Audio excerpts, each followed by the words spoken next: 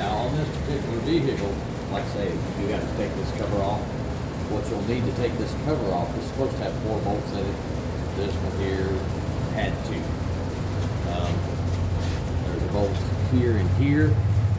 They actually are going to be coming out of here and here.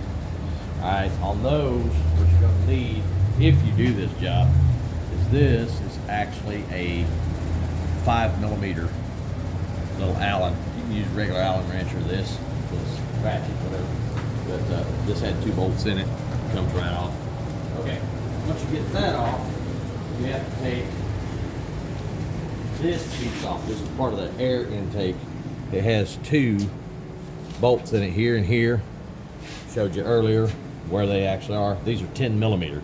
So you can use a socket and a little extension to get those off, and this comes right out. All right, on this, once you get to the coil packs, 2, 4, and 6, they all have these plugs.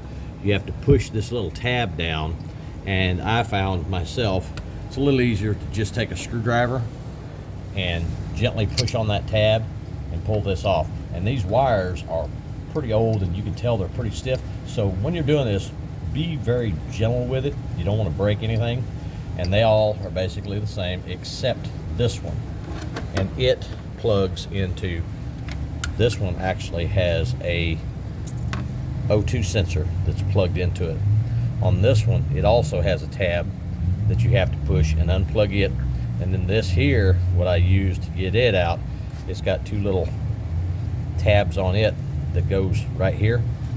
And what I used to get it out with is just a pair of needle nose pliers. I squeezed the 2 tabs, pulled it out. Okay, once you get those out, there's a 10mm bolt in each one of these that you have to take out. You can use the same 10mm as before. Then you just reach down here, and if you'll wiggle that, they'll come right out. There's your coil pack. Spark plug's down in there, so you're going to have a 5/8 spark plug socket, and these are not made like a regular 5/8. If you'll look down inside of your spark plug socket, it has a rubber boot, and some of them are metal or magnetic. This one is and they're made a little different, but you'll have to have extension because, as you can see, I'm not going to reach it. So I'm going to have a longer extension to get the spark plugs out. And this particular car takes the iridium spark plugs, and I believe the gap on this, I'll have to check again, make sure, but I believe the gap was 47 on the gap. Like I said, I don't really recall. I'll have to make sure before I put the plugs in, gap all the plugs, put them in. And when you're putting these plugs in, and you don't have to just get them really just super tight. They got to be snug in there, but you don't want to over tighten them to where the next time you do this, if you have to do it again, they aren't so hard to get out. And you don't want to crack a plug either. You crack a plug and you're going to cause a misfire, and you'll know, and then you have to go through this whole process, especially in the back. If you crack the porcelain on one of your plugs, you're still going to have an issue, and you're going to be wondering why. They're very easy to crack. So just take your time, and you can do it.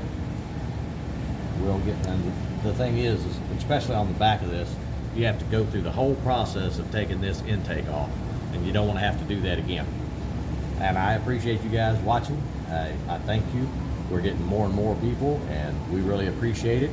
And I'll get more in detail once we get into this area back here. But like I say, the front ones, they're really simple to change. They come out, and we'll go from there. We'll get these front ones back in, and when we get ready to do the back, I'll let y'all know more about that.